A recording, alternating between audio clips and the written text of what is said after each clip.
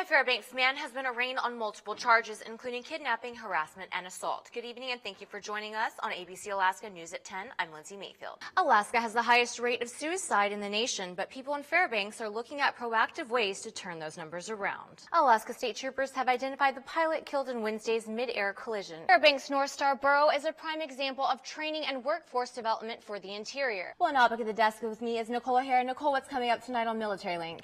Sources say police ordered the homeless to leave the subway stations before Mayor de Blasio's press tour.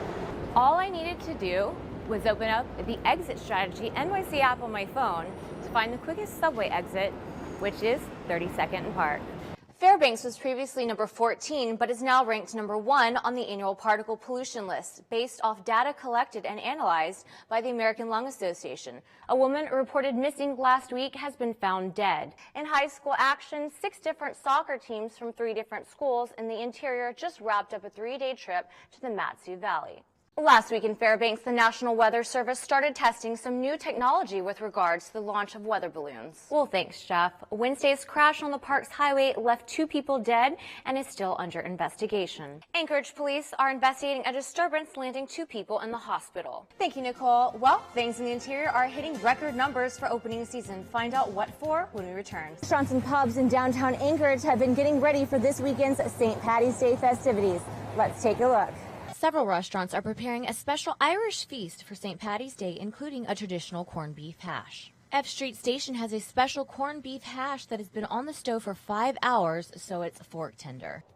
On Sunday, Alaska State Troopers received a report of a vehicle theft near Healy. Political correspondent Maria Athens checked in with the mayor of Bettles. Let's see what she had to say.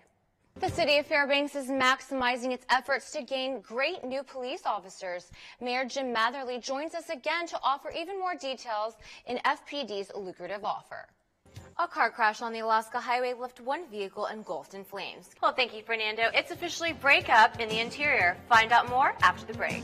Fracking, I think, to me, is a huge game changer. Industry expert Juan Krutz says if America is to ever separate itself from its dependence on Middle East oil, fracking is the answer. The U.S. has so much abundant gas that it creates about 100 years of energy for us to consume, and this is almost 3 times over what Saudi Arabia has in terms of oil gas equivalent. Certainly a strong opinion in favor of fracking, but there are many who are familiar with the process who have varying concerns. There's positive and there's negative from it. You have to be concerned about the environment, but it's lowering the cost of fuel and oil for people in the country. Responsible fracking, if there's such a word, hopefully it's not meaning to be an oxymoron.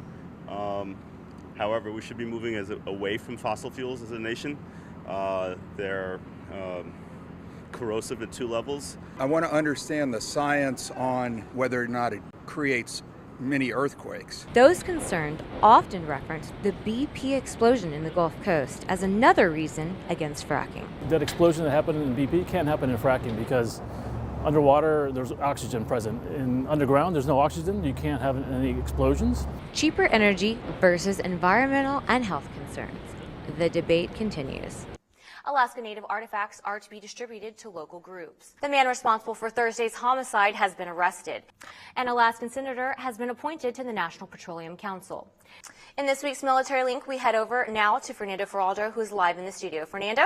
Alaska State Troopers recovered the body of a pilot who crashed near Whittier over the weekend. The Interior Energy Project, which aims to bring natural gas to Fairbanks and North Pole, is close to sealing a deal for a merger with Fairbanks Natural Gas. The United States has filed intent to seek the death penalty against a Palmer man charged with federal murder, drug trafficking, and firearms crimes. The Alaska Department of Health released a statement this morning saying more than 500 individuals may have had their personal health information taken. The Autism Society of Alaska is very active in the Fairbanks community and hosts several sensory-friendly activities throughout the year. That's all the time we have this evening. Thank you so much for tuning in to our broadcast. See you tomorrow evening at 10. Jimmy Kimmel Live is next.